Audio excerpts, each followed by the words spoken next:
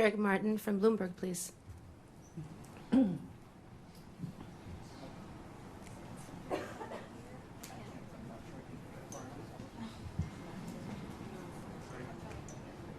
Oh, I see. Sorry. Thank you. Maria Corina, would like to ask you about the timeline for democratic transition within Venezuela, because obviously the Constitution calls for within 30 days a new election. You've already been recognized by a number of countries, including the US in 2024, Edmundo Gonzalez as having won that election, and accusations that the election was stolen by the Maduro regime. As you've mentioned, you overwhelmingly won the primary in 2023. Do you have an expectation, is your expectation that the next step in this process would be a new election in Venezuela? Do you expect that to happen in 2026? Or what does the roadmap look like from getting from today's government by Delcy Rodriguez, the government de facto that is in control, to a democratically elected government? Thank you. Thank you. Thank you, Eric. Well, if the Venezuelan Constitution were respected, we wouldn't have 1,000 political prisoners. We wouldn't have 9 million people, fleeing and living around the country. We wouldn't have our president-elect exiled in Madrid. I mean, he would have taken power on January 9, 2024. So 2025, sorry. So we realize that there's no rule of law in Venezuela. I don't know actually if you're aware, Venezuela is currently in the last place globally in terms of rule of law.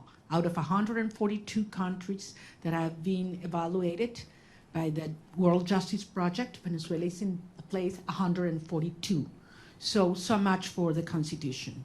At the end, it is a matter of strength, and that was what made this process, starting on January 3rd, happened. I mean, that was the main difference. The regime realized that they are facing the strength of the people organized, but mostly, in this last phase, the strength of the democratic allies that are concerned about the structure of the regime, of the criminal regime in Venezuela. So this is a process that has several phases. We are in one that it's complex, as I said, in which the regime is forced to dismantle themselves. Some of the structures that have been maintaining them in power, starting with the repression system. That requires not only that all political prisoners are liberated, but that they are free. The fact that you are not in a prison doesn't mean that you are free. In Venezuela, they have left the jails, but they cannot speak to the press. They cannot leave the country, and they are still terrified. All torture centers have to be closed, and certainly there have to be guarantees for journalists to speak out, and those who have left the country to come back and organize and make the will of the people be respected. Eric, believe me, I understand the urgency. I have been speaking with the families, not only of those that have been freed or liberated these last hours, but especially with those that have not, and that they don't know where their loved ones are right now. They have simply disappeared. I'm talking about hundreds of people. Actually, we found out in these last hours that there were more political prisoners than we thought, because many families had been scared just even to denounce that their loved ones had been in prison or disappeared by the regime. So some of those that have been liberated were not even registered by us. So, and this is still in place. I mean, there is a criminal structure of terror, not only on the civilian population, but also in the military.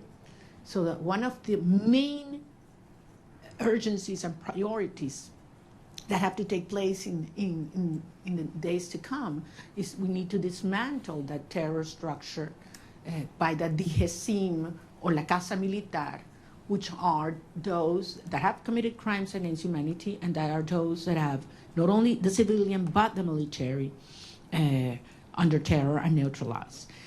Once these steps are taken, then we can move forward in the reinstitutionalization of our government, and eventually we will have free and fair elections. And I'm talking about governors, mayors, National Assembly. We need to have, the will of the people be expressed freely. I have to remember that in the last election, presidential election, where our president-elect Edmundo Gonzalez won, nearly 40% of Venezuelans that have a right to vote couldn't do it because the regime wouldn't allow them.